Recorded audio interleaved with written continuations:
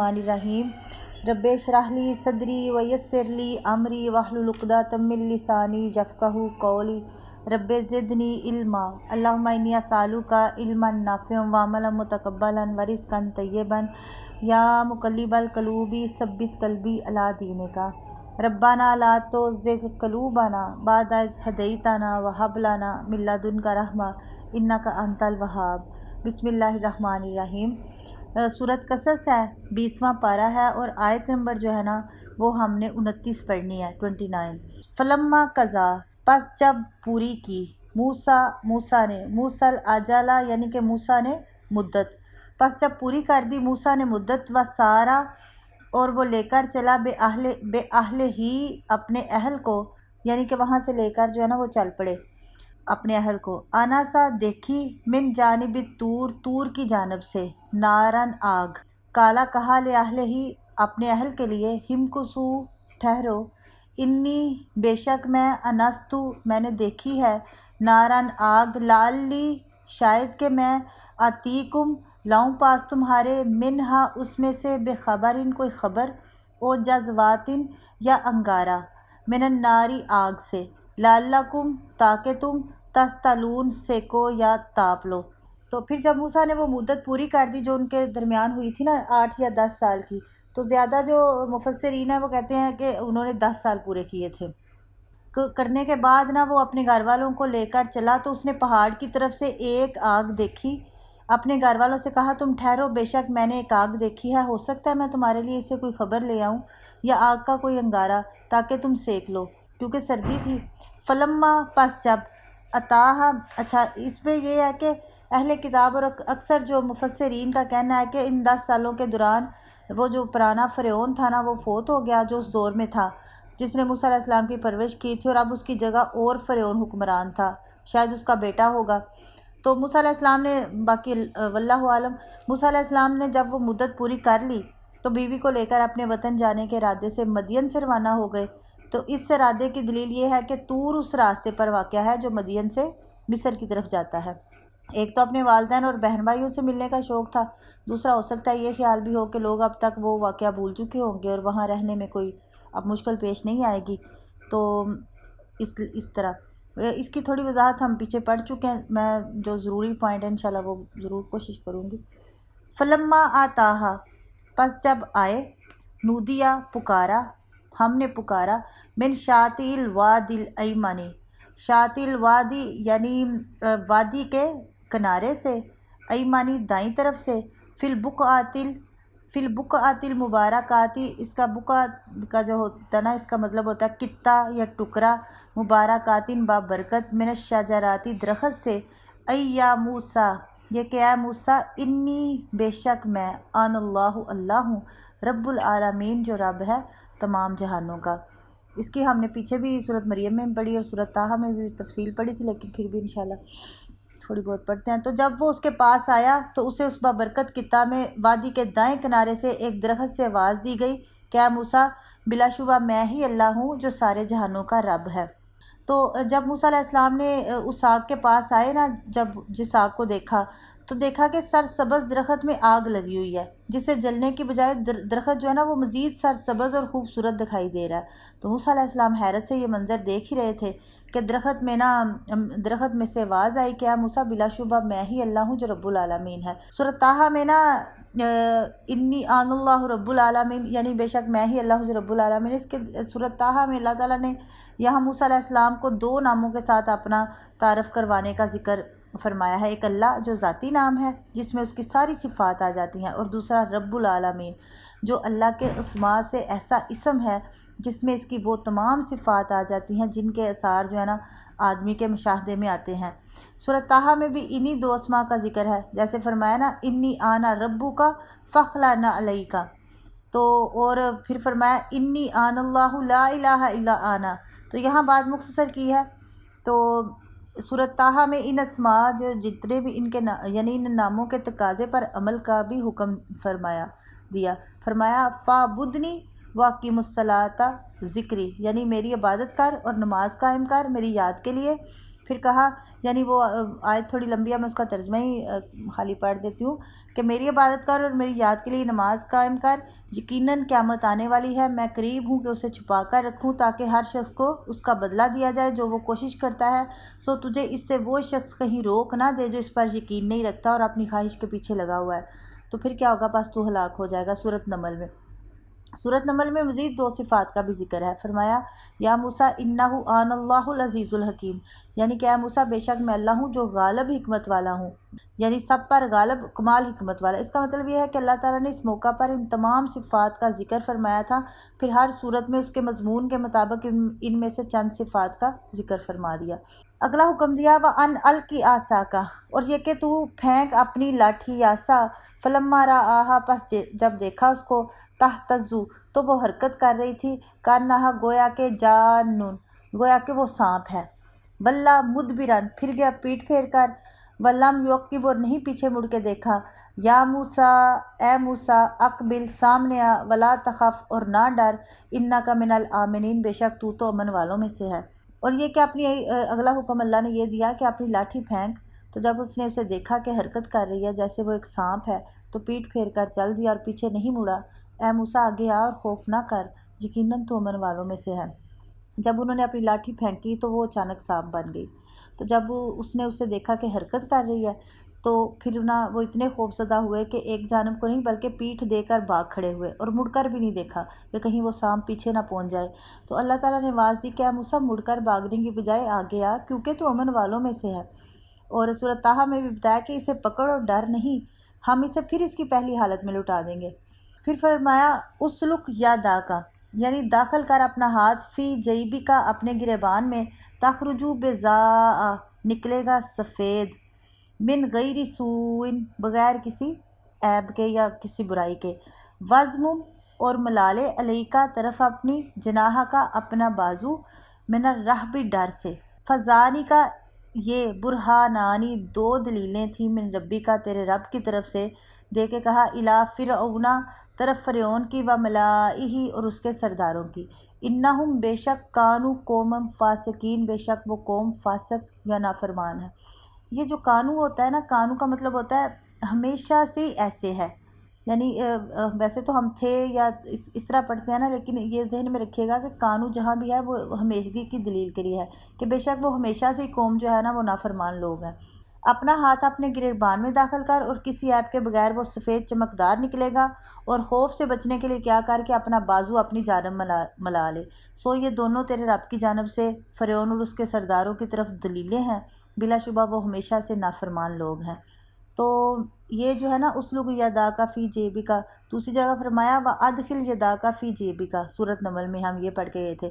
اصل میں جو ہے نا یہ سلکن اس دھاگے کو کہتے ہیں، یہ اسلکو جو ہے نا سلکن سے نکلا ہے، اس دھاگے کو کہتے ہیں جس میں موتی پروئے جاتے ہیں۔ ظاہر ہے ان میں دھاگا مہارت اور احتیاط سے داخل کیا جاتا ہے، یعنی کسی گھبراہٹ کے بغیر اطمینان کے ساتھ اپنا ہاتھ اپنے گریبان میں ڈالو۔ تو وہ جب گریبان میں ڈالتے تھے، جب نکالتے تھے تو وہ سفید چمکتا ہوا ہاتھ ہوتا تھا۔ ایک یہ ہو گئی، دوسرا وہ لاٹھی والی ہو گئی۔ تو یہ جو کہا گیا نا وضمم علیک جناحک من الرہب، یعنی ملالے طرف اپنی بازو اپنے کو خوف کی وجہ سے، ڈر سے بچنے کے لیے۔ تو موسیٰ علیہ السلام کو جس مقصد کے لیے بھیجا جا رہا تھا نا، اس میں کئی مقامات ایسے آنے والے تھے جن میں آدمی شدید خوف کا شکار ہو جاتا ہے، بلکہ اسے اپنی جان کا خطرہ لاحق ہو جاتا ہے۔ 2 عظیم الشان معجزوں کے ساتھ اس خوف کا علاج بھی بتا دیا کہ جب بھی تمہیں کوئی خوف محسوس ہو، اپنا بازو پہلو کے ساتھ اچھی طرح ملا لو، اس سے تمہارا دل مضبوط ہو جائے گا اور خوف دور ہو جائے گا۔ اچھا، اب جو علماء ہے یا اہل علم ہے نا، وہ فرماتے ہیں کہ خوف کے وقت کوئی شخص بھی موسیٰ علیہ السلام کی اگر اقتداء میں یا پیروی میں یہ عمل کرے تو اس کا خوف ختم ہو جائے گا یا کم ہو جائے گا انشاءاللہ۔ یہ جو ہے نا یہ جو کہا گیا کہ ملالے طرف اپنی بازو اپنا ڈر دور کرنے کے لیے، فضانی کا برہانانی من ربی کا، یعنی لاٹھی کا سانپ بننا اور ہاتھ کا سفید چمکدار ہو کر نکلنا صرف آج اسی موقع کے لیے نہیں، بلکہ یہ دونوں معجزے فرعون اور اس کے سرداروں کی طرف بھیجتے ہوئے تمہیں نبوت کی دلیل اور سند کے طور پر عطا کیے گئے ہیں، کیونکہ وہ ہمیشہ سے نافرمان لوگ ہیں۔ انہیں دعوت دینے اور ان پر حجت پوری کرنے کے لیے ایسے ہی زبردست معجزوں کی ضرورت ہے۔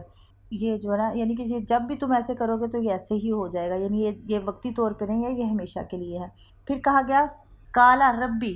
کہا ہے میرے رب انی بے شک میں نے قتل کیا منہم ان میں سے نفسن ایک جان کو فاخافو ان یقتلانی فاخافو پس میں ڈرتا ہوں ان یقتلونی کہ وہ مجھے قتل نہ کر دیں۔ تو موسیٰ علیہ السلام نے جو اپنا شبہ ڈر تھا دل میں وہ کہا کہ اے میرے رب بے شک میں نے ان میں سے ایک شخص کو قتل کیا ہے، اس لیے ڈرتا ہوں کہ وہ مجھے قتل کر دیں گے۔ تو اصل میں موسیٰ علیہ السلام نے یہ بات ذمہ داری قبول کرنے سے انکار کے لیے نہیں کہی تھی، بلکہ اس سلسلے میں پیش آنے والی مشکلات میں مدد کی درخواست کے لیے کہی۔ چنانچہ ان خطرات کا ذکر کیا جو انہیں اس سلسلے میں نظر آ رہے تھے، اور اللہ تعالیٰ سے ان خطرات میں مدد کی ضمانت حاصل کر لی۔ تفسیر بقائی میں ہے کہ یہ پیش بینی جو تھی نا اس جلیل القدر پیغمبر کی عادت مبارکہ تھی۔ دیکھیے انہوں نے کس طرح ہماری بھلائی کے لیے ہمارے نبی صلی اللہ علیہ وسلم کو، یعنی کہ جب نمازوں میں تخفیف کے لیے ہلکا کرنے کی درخواست کے لیے اللہ تعالیٰ کی جناب میں واپس جانے کو کہا۔ پہلے تو 50 نمازیں تھیں نا، پھر کیسے وہ انہوں نے کہا نہیں اور کم کرواؤ اور کم کرواؤ۔ تو ان میں سے پہلا خطرہ یہ بیان کیا کہ میں نے ان کا ایک آدمی جو ہے نا وہ قتل کیا، اس لیے میں ڈرتا ہوں کہ وہ مجھے دعوت پیش کرنے سے پہلے ہی قتل نہ کر دیں۔ آگے کہا وہ اخی اور میرا بھائی ہارون ہوا وہ افصح فصیح ہے، یعنی منی مجھ سے لساناً زبان میں، فارسلہ تو پس بھیج اس کو معیا میرے ساتھ، ردن یعنی میرا مددگار بنا کر، یصدقونی کہ وہ میری تصدیق کرے، انی بے شک میں اخافو ڈرتا ہوں، ان یکذبون کہ وہ مجھے جھٹلا دیں گے۔ اور میرا بھائی ہارون وہ زیادہ مجھ سے فصیح ہے یعنی زبان میں، تو اسے میرے ساتھ مددگار بنا کر بھیج تاکہ وہ میری تصدیق کرے، بے شک میں ڈرتا ہوں کہ وہ مجھے جھٹلا دیں گے۔ ردن کا جو مطلب ہوتا ہے نا مددگار ہوتا ہے، تو جو دیوار کا پشتا ہے نا جو اسے مضبوط کرنے کے لیے لگایا جائے، یعنی کہ جس طرح ویسے تو ردن کا دیوار بھی ہے، لیکن جس طرح کوئی چیز کسی کے ساتھ اس طرح ریس دے کے لگاتے ہیں کہ اس کو مضبوط کرنے کے لیے، تھم وغیرہ۔ بعض روایات میں ہے کہ ایک دفعہ بچپن میں موسیٰ علیہ السلام نے نا فرعون کی داڑھی پکڑ لی، تو اس نے کہا یہ وہی ہے جس کے ہاتھوں میری سلطنت کے زوال کی پیش گوئی کی گئی ہے۔ اس وجہ سے اس نے موسیٰ علیہ السلام کو نہ قتل کرنے کا ایک پختہ ارادہ کر لیا۔ آسیہ علیہ السلام نے کہا کہ یہ بچہ ہے، اسے ان باتوں کی کیا خبر، اس کے سامنے انگارہ اور ہیرا رکھ کر دیکھ لو۔ جب موسیٰ علیہ السلام کے سامنے انگارہ اور ہیرا رکھ کر ان کی آزمائش کی جانے لگی اور موسیٰ علیہ السلام ہیرے کی طرف ہاتھ بڑھانے لگے تو جبرائیل علیہ السلام نے ان کا ہاتھ پکڑ کر نہ انگارے کی طرف کر دیا، تو انہوں نے اسے اٹھا کر منہ میں ڈال لیا، جس سے ان کی زبان جل گئی اور اس میں جلنے کی وجہ سے نا وہ لکنت پیدا ہو گئی، مگر یہ حقائق کسی معتبر ذریعے سے ثابت نہیں ہے،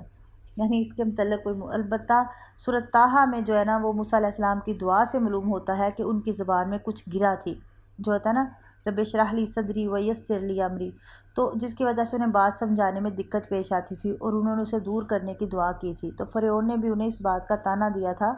کہا تھا، اس نے سورۃ زخرف میں کہا تھا کہ بلکہ میں اس شخص سے بہتر ہوں اور وہ جو حقیر ہے اور قریب نہیں کہ وہ بات واضح کرے۔ تو اس سے یہ پتہ چلتا ہے کہ ان کی زبان میں کوئی تھوڑا تھا کہ وہ اپنی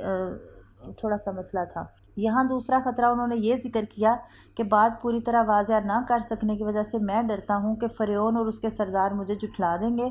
ہارون کی زبان مجھ سے زیادہ فصیح ہے، اگر بحث کی نوبت آ گئی تو وہ میرے مددگار ثابت ہوں گے، اس لیے انہیں میرے ساتھ مددگار بنا کر بھیج کہ میری تصدیق کرے، یعنی حق کو خوب کھول کر بیان کرے، کفار کے جو اعتراضات ہیں ان کا ایسا جواب دیں کہ انہیں جھٹلانے کی جرأت نہ ہو۔ ان آیات میں ظاہر ہے کہ موسیٰ علیہ السلام رسالت کی ذمہ داری بہترین طریقے سے ادا کرنے میں کس قدر مخلص اور اس کے لیے کتنے فکر مند تھے۔ کالا کہا سا نشدو، یعنی کہ ہم جلدی مضبوط کریں گے، آزودا کا تیرا بازو، بے اخی کا ساتھ تیرے بھائی کے، منجعلو اور بنائیں گے ہم لاکما تمہارے لیے سلطانن یعنی غلبہ،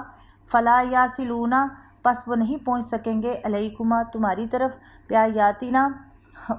ساتھ ہماری نشانیوں کے، انتما تم دونوں، ومن اتبعکما اور جو کوئی پیروی کرے گا تم دونوں کی، غالبون وہ غالب رہے گا، یعنی کہا ہم تیرے بھائی کے ساتھ تیرا بازو ضرور مضبوط کریں گے اور تم دونوں کے لیے غلبہ رکھیں گے، سو وہ تم تک نہیں پہنچیں گے، ہماری نشانیوں کے ساتھ تم دونوں اور جنہوں نے تمہاری پیروی کی غالب آنے والے ہوں گے۔ تو اللہ تعالیٰ نے موسیٰ علیہ السلام کی جو دعا تھی وہ قبول فرمائی اور 3 باتوں کا وعدہ فرمایا۔ پہلا یہ کہ ہم ہارون کو نبی بنا کر تمہارا بازو ضرور مضبوط کریں گے، وہ تمہارے ساتھ فرعون کے دربار میں جائیں گے۔ بعض سلف نے فرمایا کہ کسی بھائی پر اس کے بھائی کا اتنا بڑا احسان نہیں جتنا بڑا احسان موسیٰ علیہ السلام نے ہارون علیہ السلام پر کیا ہے کہ ان کی شفاعت سے انہیں نبوت مل گئی۔ تو اس سے اللہ تعالیٰ کے ہاں موسیٰ علیہ السلام کا مرتبہ بھی معلوم ہوتا ہے، جیسا کہ فرمایا نا وَكَانَ عِندَ اللہِ وَجِيهًا سورۃ احزاب میں،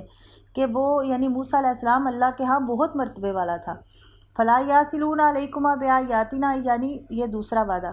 یہ کہ فرعونیوں کے مقابلے میں تم دونوں کو ہم ایسا غلبہ اور دبدبہ عطا کریں گے کہ ہمارے معجزے تمہارے ساتھ ہونے کی وجہ سے وہ تم تک نہیں پہنچ پائیں گے اور نہ کسی قسم کی یعنی کہ دست درازی کر سکیں گے۔ چنانچہ بعد میں ایسا ہی ہوا، فرعون اور اس کے سرداروں کو تمام تر اسباب اور وسائل اور اسلحہ اور افواج کے باوجود کبھی اس بات کی جرت ہمت نہ ہو سکی کہ وہ ان پر کسی طرح کا ہاتھ اٹھا سکیں۔ یہ جو ہے نا فلا یاسلون، کہ وہ تم تک نہیں پہنچ پائیں گے۔ بیایاتنا انتما ومن اتبعکم الغالبون، یعنی یہ تیسرا وعدہ ہے کہ تم دونوں اور تمہارے پیروکار ہی آخرکار غالب ہوں گے۔ یہ جو ہے نا بیایاتنا کو الغالبون کا متعلق کرنے سے معنی یہ ہوگا کہ تم دونوں اور تمہارے پیروکار ہی ہمارے معجزات کی بدولت غالب رہو گے۔ یہ مضمون کے رسول اور ان کے پیروکار ہی جو ہوتے ہیں نا، وہی آخرکار جو ہوتے ہیں نا وہ غالب ہوں گے۔ قرآن میں بہت سے مقامات پر یہ بیان ہوا ہے کہ غالب انشاءاللہ جو ہے نا وہ حق ہی ہوگا، اور جو بھی نبی ہیں جس کے بارے میں بات ہو رہی ہے وہی انشاءاللہ غالب ہوں گے۔ فلما جاءہم، پس جب آئے پاس ان کے موسیٰ بیایاتنا ساتھ ہماری نشانیوں کے، بینات روشن کے، قالو کہنے لگے ما ھذا نہیں یہ، الا سحر مگر جادو ہے، یعنی جادو ہے مفترن گھڑا ہوا، وما سمعنا اور نہیں سنتے ہم بہذا، نہیں سنا ہم نے بہذا اس کو، فی آبائنا اپنے باپوں سے، اولین پہلوں سے۔ تو جب موسیٰ ان کے پاس ہماری کھلی نشانیاں لے کر آیا، بیایاتنا بینات میں نے روشن بھی ہوتا ہے، کھلی بھی ہوتا ہے، اور یہ جو بینات یعنی کہ واضح کرنے والی، وضاحت والی لے کر آیا، تو انہوں نے کہا یہ تو ایک گڑے ہوئے جادو کے سوا کچھ نہیں، اور ہم نے یہ تو اپنے پہلے باپ دادا میں سے نہیں سنا۔ تو موسیٰ علیہ السلام یہ ذمہ داری لے کر وادی طوا سے واپس لوٹے۔ درمیان کی بات یہاں نا قرآن نے چھوڑ دی ہے کہ وہ اپنے اہل و عیال کے ساتھ اپنے گھر آئے، والدین اور بھائی بہنوں سے ملاقات کی، ہارون علیہ السلام کو نبوت عطا ہونے کا ماجرا سنایا، پھر دونوں بھائی فرعون اور اس کے سرداروں کو دعوت دینے کے لیے ان کے دربار میں پہنچے اور انہیں توحید الہی کی دعوت دی، اور انہیں اللہ کی طرف سے اپنی رسالت کا اور بنی اسرائیل کو آزادی دینے کا حکم سنایا۔ تو موسیٰ علیہ السلام کی یہ دعوت سورۃ طٰہٰ میں بھی، سورۃ شعراء میں بھی جو ہے نا تفصیل سے پڑھی تھی ہم نے۔ تو جب فرعون نے ان کی دعوت قبول کرنے سے انکار کیا تو انہوں نے اپنی رسالت کی دلیل کے طور پر اپنا عصا اور ید بیضا کا معجزہ پیش کیا۔ فرعون کے پاس ان معجزوں کا تو کوئی جواب نہیں تھا، وہ دل سے تو ویسے موسیٰ علیہ السلام کو سچا نبی ہونے کا مان چکا تھا۔ اس کی جو دلیل ہے نا بنی اسرائیل کی سورتوں میں اور سورۃ نمل میں ملتی ہے، مگر اس نے اپنی قوم کو بے وقوف بنانے کے لیے دو باتیں کہیں۔ ایک یہ کہ تمہارا عصا اور ید بیضا تو ایک جادو گڑا ہوا ہے، یعنی تمہارا گڑا ہوا اور بنایا ہوا جادو ہے، حقیقت میں اس کی کچھ حقیقت نہیں۔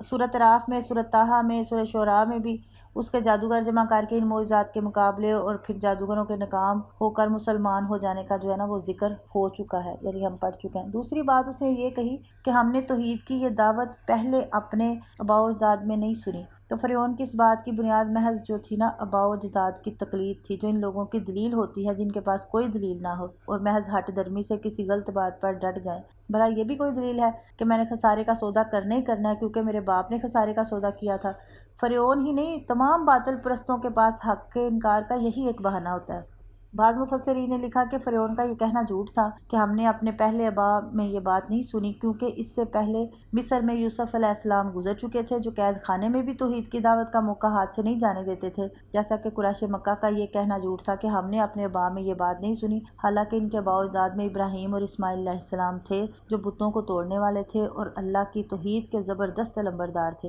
مگر فرعون اور قریش مکہ نے صرف ان آباء کو دلیل بنایا جو عقل و ہدایت دونوں سے خالی تھے۔ تو فرمایا سورۃ بقرہ میں آتا ہے نا اَوَلَوْ كَانَ آبَاؤُهُمْ لَا يَعْقِلُونَ شَيْئًا وَلَا يَهْتَدُونَ، کیا اگرچہ ان کے باپ دادا نہ کچھ سمجھتے ہوں اور نہ ہدایت پاتے ہوں پھر بھی یعنی وہ ان کی تقلید ہی کریں گے۔ یہ وہ جس طرح طنز کے طور پہ بات کہی گئی۔ وَقَالَ مُوسَىٰ، اور کہا موسیٰ نے، ربی ہے میرے رب، عالم میرا رب جانتا ہے، بمن جاء بالہدیٰ جو کوئی آیا ہے، کون ہے آیا ساتھ ہدایت کے، من عندہ اس کے پاس سے، ومن تکون اور کس کے لیے ہے، لہو عاقبۃ الدار اور کس کے لیے ہے انجام گھر کا، انہ لا یفلح الظالمون بے شک وہ نہیں فلاح پائیں گے ظالم۔ موسیٰ نے کہا میرا رب اسے زیادہ جاننے والا ہے جو اس کے پاس سے ہدایت لے کر آیا اور اس کو بھی جس کے لیے اس گھر کا اچھا انجام ہوگا یعنی آخرت کا، تو بے شک حقیقت یہ ہے کہ ظالم کامیاب نہیں ہوتے۔ مفسرین کہتے ہیں کہ بظاہر فرعون کی بات نقل کرنے کے بعد موسیٰ علیہ السلام کی بات نقل کرنے کے لیے کالا ہی کافی تھا، تو مگر دونوں کی بات کا جو موازنہ کرنے کے لیے اللہ تعالیٰ نے جو ہے نا یہاں ذکر کیا کہ فرعون نے یہ کہا اور موسیٰ علیہ السلام نے یہ کہا، یعنی ایک جو ہو رہا ہے نا جس طرح مکالمہ اس لحاظ سے موسیٰ علیہ السلام کا یہ کلام اللہ تعالیٰ کی اس تکلیم پر عمل کا ایک خوبصورت نمونہ ہے جو اللہ تعالیٰ نے انہیں فرعون کی طرف بھیجتے ہوئے کی تھی۔ فرمایا کیا کہا تھا کہ اس سے بات کرو نرم بات، اس امید پر کہ وہ نصیحت حاصل کر لے یا ڈر جائے۔ فرعون کی ہٹ گرمی کے جواب میں انہوں نے اسے جھوٹا کہنے یا کوئی سخت بات کرنے کی بجائے نرم لہجہ اختیار کرتے ہوئے فرمایا کہ میرا رب زیادہ جاننے والا ہے کہ اس کے پاس سے ہدایت لے کر کون آیا ہے اور اس گھر کا اچھا انجام کس کا ہوتا ہے۔ ہاں اس حقیقت سے کوئی انکار نہیں کر سکتا کہ ظالم لوگ تو کبھی فلاح نہیں پاتے۔ یہ اس طرح کی بات ہے جیسے اللہ تعالیٰ نے فرمایا سورہ سبا میں، کہہ تمہیں آسمان اور زمین سے رزق کون دیتا ہے؟ تو کہہ دے اللہ، بے شک ہم یا تم ضرور ہدایت پر ہیں یا کھلی گمراہی میں ہیں۔ کہہ دے نہ تم سے اس کے بارے میں پوچھا جائے گا جو ہم نے جرم کیا اور نہ ہم سے اس کے بارے میں پوچھا جائے گا جو تم کرتے ہو۔ کہہ ہم سب کو ہمارا رب جمع کرے گا، پھر ہمارے درمیان حق کے ساتھ فیصلہ کرے گا اور وہی خوب فیصلہ کرنے والا سب کچھ جاننے والا ہے۔ آپ کی بات دار یعنی اس گھر سے مراد دنیا ہے، اس کا اچھا انجام ایسا خاتمہ ہے جو انسان کو اللہ کے فضل و کرم کے ساتھ جنت میں لے جائے گا۔ ظاہر دنیا ہی جو ہے نا وہ آخرت کا بنائے گا نا گھر، دنیا میں ہی ظاہر ہے ہم نے اعمال ایسے کرنے ہیں۔ باقی یہ تھوڑی سی نوٹ کرنے والی بات ہے کہ سب سے سرکش اور جو بدترین انسان تھا اس دور میں وہ فرعون تھا جس نے خدائی کا دعویٰ کیا تھا، اور کیونکہ یہ سب سے بڑا ظلم عظیم ہے جو شرک ہے نا، تو شرک سے بڑا کوئی ظلم نہیں ہے اللہ کے ذات کے برابر کسی کو سمجھنا ٹھہرانا کسی کو بھی۔ تو اس کے ساتھ اللہ رب العزت کہہ رہے ہیں فَقُولَا لَهُ قَوْلًا لَيِّنًا لَعَلَّهُ يَتَذَكَّرُ أَوْ يَخْشَىٰ، اور اس سے بات کر نرم بات اس امید پر کہ وہ نصیحت حاصل کر لے یا ڈر لے۔ تو اس میں بہت بڑی ہمارے لیے ایک نصیحت ہے کہ نرمی میں بات کرنا جو ہے نا وہ زیادہ اثر کٹکتی ہے بجائے سختی سے، تو کوشش کریں کہ بات جو ہے نا وہ نرمی سے کریں۔ اور سب سے سرکش بندے کو سب سے اس دنیا میں جو متقی پرہیزگار یعنی ایک نبی ہوتا ہے نا اس دور کا، تو اس سے کہا جا رہا ہے کہ اس سے جا کے نرمی سے بات کرنا۔ تو اس سے ہم اندازہ ہوتا ہے کہ کتنی ہمیں بھی یہ جو چیز ہے نا کہی گئی۔ تو دیکھیں موسیٰ علیہ السلام کا جو انہوں نے انداز کس طرح کا اختیار کیا، انہوں نے بھی نرمی سے بات کی کہ یہ تو اللہ ہی جانتا ہے نا کہ کون ہدایت والا ہے اور کس کے لیے انجام ہے گھر کا۔ قال فرعون، کہا فرعون نے، یا ایھا الملاؤ یعنی کہ اے سردارو، ما علمت میں نہیں جانتا، لکم تمہارے لیے، من الہ کوئی معبود غیری سوائے میرے، فاوقد لی یعنی اوقد لی یا حمان علی الطین، اوقد لی جلا میرے لیے اے حمان علی الطین مٹی پر، یعنی مٹی کو جلا کر یہ جس طرح اینٹیں نہیں بناتے وہ مٹی جلا کے بناتے ہیں نا، پھر میرے لیے فجعل لی سرحن پس بنا میرے لیے سرحن ایک اونچی عمارت، لعلی شاید کہ میں اطلع میں جھانکوں الی الہ طرف معبود موسیٰ کی، و انی اور بے شک میں لا اظنہ ضرور گمان کرتا ہوں من الکاذبین کہ وہ جھوٹوں میں سے ہے۔ حضرت موسیٰ علیہ السلام سے فرعون نے کہا ہے سردارو میں نے اپنے سوا تمہارے لیے کوئی معبود نہیں جانا، تو اے حمان جو تھا نا اس کا وزیر تھا، کہ میرے لیے نا مٹی پر آگ جلا، پھر میرے لیے ایک اونچی عمارت بنا تاکہ میں موسیٰ کے معبود کی طرف جھانکوں، اور بے شک میں یقیناً اسے جھوٹوں میں سے گمان کرتا ہوں۔ تو اب اس میں یہ تھا کہ اس نے کہا دیکھیں کتنا سرکش اور مغرور فرعون، پر موسیٰ علیہ السلام کی اتنی نرم اور حلم والی بات کا کچھ اثر نہیں ہوا، بلکہ اس نے اپنے سرداروں کو مخاطب کر کے نا وہ جس طرح بندہ شروع کر دیتا ہے کہ اے سرداروں میں نے اپنے سوا تمہارا تو کوئی معبود نہیں جانا۔ اس سے فرعون کے تکبر کا اور اس کی حماقت کا اندازہ ہوتا ہے، گویا وہ انہیں کہہ رہا تھا کہ مجھے نہیں معلوم کہ میرے سوا تمہارا کوئی معبود ہو، اور جو مجھے معلوم نہیں وہ ہے ہی نہیں۔ بتائیے اس سے بڑی بیوقوفی کیا ہوگی کہ تمہیں تو یہ تک معلوم نہ ہو سکا کہ تمہارے گھر میں کس کی پرورش ہو رہی ہے۔ اس کی قوم کے سرداروں نے بھی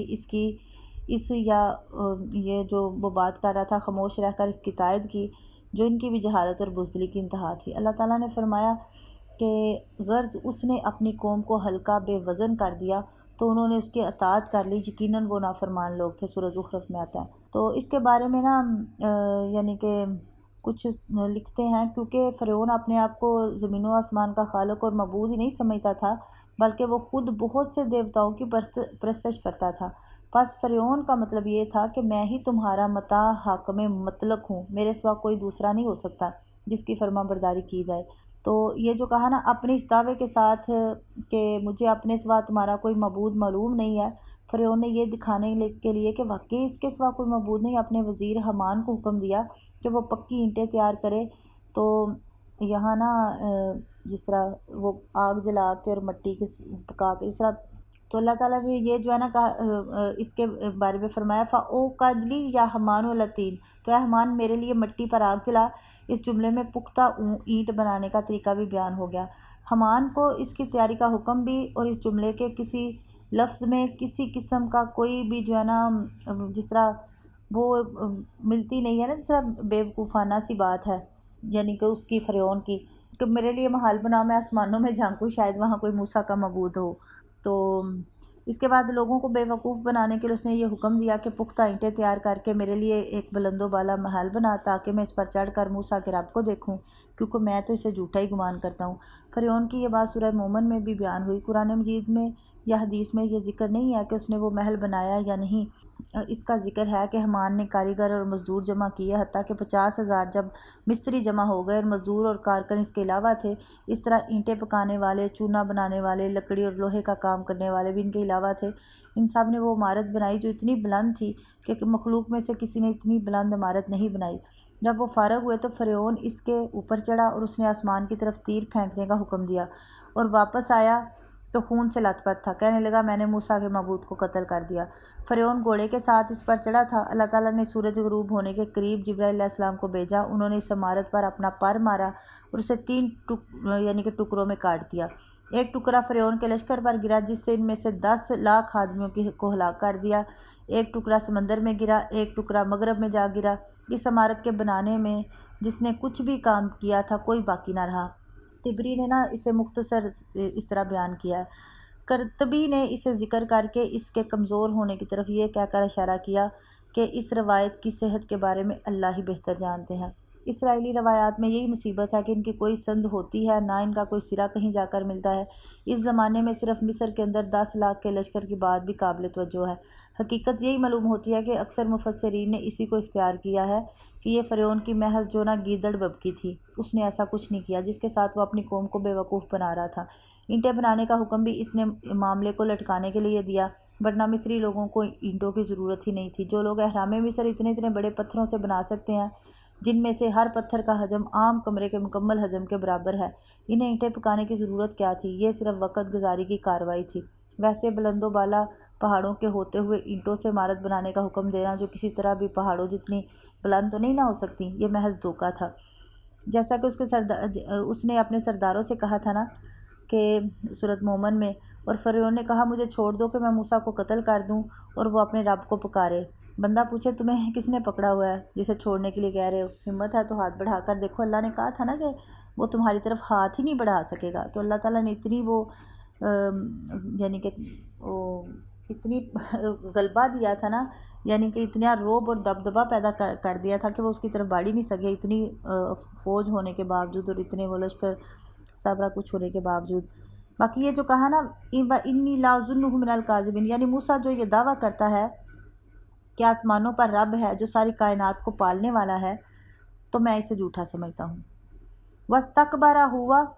اور یعنی کہ اس نے تکبر کیا، اس نے وجنودہ اور اس کے لشکر نے فی الارض زمین میں بغیر الحق کی بغیر حق کے، وظنوا اور انہوں نے گمان کیا، انہم علینا لا یرجعون کہ بے شک انہوں نے طرف ہماری نہیں لٹائے جانا، اور وہ اور اس کے لشکر کسی حق کے بغیر زمین میں بڑے بن بیٹھے، یعنی تکبر کیا، اور انہوں نے گمان کیا کہ بے شک وہ ہماری طرف واپس نہیں لائے جائیں گے۔ تو زمین سے مراد جو ہے نا مصر کی زمین ہے، یعنی بڑائی کا حق تو صرف اللہ رب العالمین کو ہے، مگر یہ لوگ ایک ذرا سے ملک میں اقتدار پا کر یہ سمجھ بیٹھے کہ بس ہم ہی بڑے ہیں، یعنی وَظَنُّوا أَنَّهُمْ عَلَيْنَا لَا يَرْجِعُونَ، چند روز اقتدار پا کر وہ سمجھ بیٹھے کہ ان کے اوپر کوئی ہستی نہیں ہے جس کے سامنے مر کر انہیں پیش ہونا ہے، لہٰذا کھلی چھٹی ہے، جو چاہے کریں، اور ملک میں جو فساد پھیلانا ہے چاہے پھیلاتے رہیں۔ فَأَخَذْنَاهُ، پس پکڑا ہم نے اس کو، وَجُنُودَهُ اور اس کے لشکر کو، فَنَبَذْنَاهُمْ فِي الْيَمِّ، پھینک دیا ہم نے ان کو بیچ یمی سمندر میں۔ فَانظُرْ، پس دیکھو، کیف کان عاقبۃ الظالمین، کیسے ہوا انجام ظالموں کا۔ اس مقام پر درمیان کے بہت سے واقعات چھوڑ دیے گئے جو دوسرے مقامات پر ذکر کیے گئے ہیں، یہاں صرف ان کے انجام کی خبر دی گئی ہے۔ ان الفاظ میں کہ اللہ تعالیٰ نے ان کے جھوٹے تکبر کے مقابلے میں ان کی بے حقیقت ہونے کی ایک تصویر کھینچ دی ہے کہ وہ جو اپنے آپ کو بہت بڑی چیز سمجھ بیٹھے تھے، جب وہ مہلت ختم ہو گئی جو اللہ تعالیٰ نے انہیں راہ راست پر لانے کے لیے دی تھی، تو انہیں کوڑے کرکٹ کی طرح سمندر میں پھینک دیا گیا۔ تو فانظر کیف کان عاقبۃ الظالمین، اس میں ہر عبرت حاصل کرنے والے شخص کو ان کے انجام سے عبرت حاصل کرنے کی طرف توجہ دلائی ہے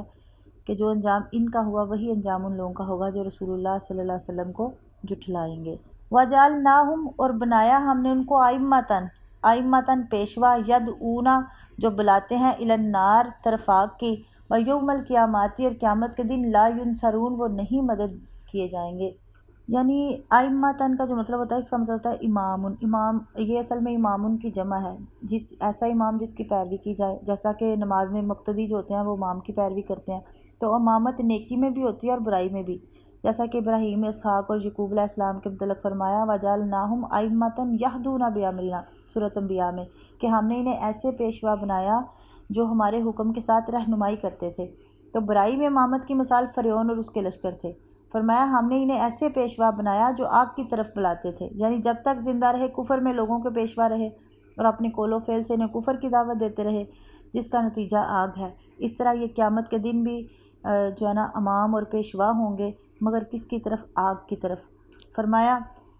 سورۃ ہود میں کے الفاظ ہیں کہ وہ قیامت کے دن اپنی قوم کے آگے ہوگا، یعنی فرعون، پس انہیں پینے کے لیے آگ پر لے آئے گا، اور وہ پینے کی بری جگہ ہے جس پر پینے کے لیے آیا جائے۔ یعنی یہ جو فرعون ہے اور اس کا سارا لاؤ لشکر اور اس کے پیروی کرنے والے جو ہے نا وہ یہ آگے ہوگا جس طرح رہنما بن کے، کیونکہ وہ ظاہر ہے اس وقت بھی جو یہ ان کے پیروکار تھے فرعون کے، جو سارے مقتدی پیچھے ہوں گے۔ اور یہ جو کہا گیا نا وہ یوم القیامہ لا ینصرون، یعنی یہاں کے لشکر وہاں کام نہ دیں گے، نہ کسی طرف سے کوئی مدد پہنچ سکے گی قیامت والے دن۔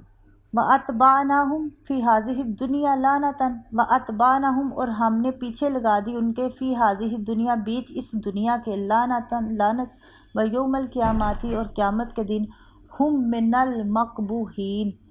یعنی قیامت کے دن وہ ان میں سے ہوں گے جو دور دفع کیے گئے لوگوں میں سے ہوں گے، جن کو دور دفع کیا گیا ہوگا، یعنی جن پر لعنت کر کے لگتا جا دفع دور ہو جا، یعنی یہ اس طرح کا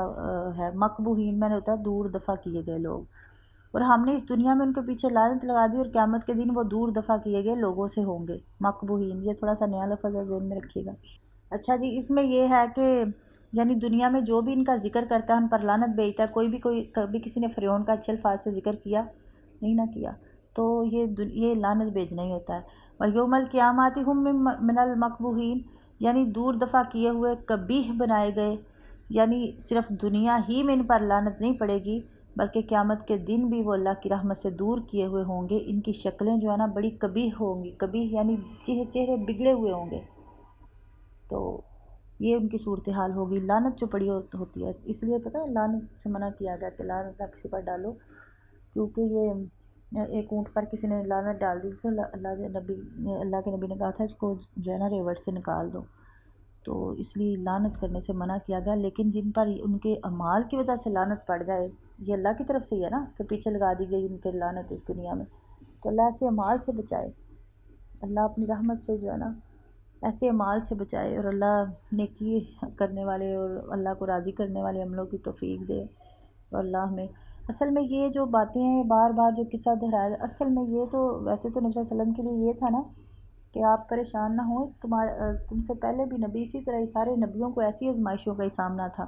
اگر کوئی معجزہ ہوتا تو اس کو جادوگر کہہ دیتے تھے، تو اے نبی تو پریشان نہ، اور پھر انجام بھی ساتھ بتا دیا۔ اگر اس قوم نے نہیں مانا تو ان کا انجام کیا ہوا تھا؟ تکبر کیا تھا، یا جنہوں نے بھی اپنے آپ کو بڑا سمجھا تھا، اس دین کو یا اللہ کے نبی کو چھوٹا سمجھا، یا خدا نخواستہ اللہ کو چھوٹا سمجھا، تو انجام ان کا آخر ہوا کیا؟ ذلت سے بھرا ہوا انجام۔ اور دیکھیں وہ جب تک دنیا رہنی ہے یہ تو اسی طرح ذکر ہوتا ہی رہنا نا، قیامت تک قرآن پاک پڑھا جانا ہے، اس کا ایک ایک لفظ اللہ کی حفاظت میں ہے، تو یہ قیامت تک کے لیے ان کے اوپر لعنت ہے۔ اللہ سے دعا ہے کہ یا اللہ ہمیں ایسے اعمال کرنے کی توفیق دے جو ہمارے لیے نیک صدقہ جاریہ ہوں۔ یہ دیکھیں آیا نا کہ ائمۃ یدعون الی النار، وہ ایسے پیشوا تھے جو آگ کی طرف بلاتے تھے۔ اللہ ہمیں ایسے پیشوا بنا جو جنت کی طرف بلائیں، جو اللہ کی طرف بلائیں، تیرے دین کی رہنمائی کریں، اپنی اصلاح کریں، اس لیے کہ تو ہم سے راضی ہو، اور ہمیں اپنے نیک اور مقرب لوگوں میں شامل کر دے۔ اصل میں یہ ساری کہ یہ تو ہم تو کچھ بھی نہیں، کسی چیز پہ اختیار نہیں، تو جو اتنے اتنے اقتدار رکھنے والے تھے یا اتنے اتنے تھے، ان کا انجام کیا ہوا، تو ہم تو کچھ بھی نہیں ہیں۔ یہ تو بہت بڑی ہمارے لیے ایک عبرت ہے نا۔ تو اللہ تعالیٰ کہتے ہیں ان کے لیے عبرت ہے جو سمجھنے والے ہیں۔ اللہ ہمیں صحیح سمجھ دے دین کی،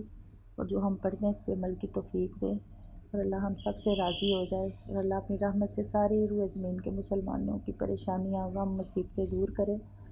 جتنے مسلمان فوت ہو گئے ہیں اللہ ان کو بھی معاف کر دے، ان پہ رحم کرے۔ اللہ کو کوئی پوچھنے والا ہے؟ اللہ چاہے تو ساری دنیا کو معاف کر دے، ساری روئے زمین کے لوگوں کو ہدایت دے دے، اللہ کو کون پوچھنے والا ہے؟ اللہ تو سب کو ہی بچا لے آگ سے، اللہ تو سب کو ہی ہدایت دے دے، نیکی کی طرف لے آ۔ اللہ ہمیں بھی دین میں استقامت دے، دین پر استقامت دے، اپنی اطاعت پر استقامت دے۔ اللہ ہمارے بچوں کو نیک صدقہ جاریہ بنا۔ بچے جو ہے نا آج کے سب سے بڑا ایشو بنا ہوا ہے کہ نافرمانی ہے ان میں۔ یہ دعا ہے کہ اللہ ان کو فرما بردار بنا، اللہ ان کو نیک بنا، ان کو دین کی رغبت ان میں پیدا کر، دین کی چاہت محبت پیدا کر، نیکیوں کی طرف ہو۔ تو یہ بڑا رول ہمیں ادا کرنا پڑنا، ان کو قدم قدم پہ سمجھانا بھی پڑتا ہے، کبھی چڑ بھی جاتے ہیں بڑا۔ تو پھر اس لحاظ میں نا اس وقت پھر یہ آیت میرے ذہن میں آتی ہے جو اللہ نے کہی تھی نا حضرت موسیٰ علیہ السلام سے کہ نا تو اس سے نا نرمی سے بات کرنا۔ تو میں کہتی ہوں جب اتنا بڑا سرکش سے نرمی سے کہا گیا ہے، یہ جو کہی گئی تھی نا بات سورۃ طٰہٰ کی، فَقُولَا لَهُ قَوْلًا لَيِّنًا لَعَلَّهُ يَتَذَكَّرُ وَيَخْشَىٰ، تو پھر میں نے کہا یہ تو ہمارے بچے ہیں، ہمارے اپنے ہیں، چلو ان سے بندہ نرمی سے، اور یقین کرے جب بھی نرمی سے بات کیا بات مان لی جاتی ہے۔ تو نرمی اختیار کرنی ہے انشاءاللہ، آج کا سبق سمجھ لیں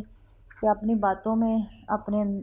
بول چال میں جو ہے نا وہ نرمی اختیار کرنی ہے، اور نرم انداز سے دعوت دیں دین کی۔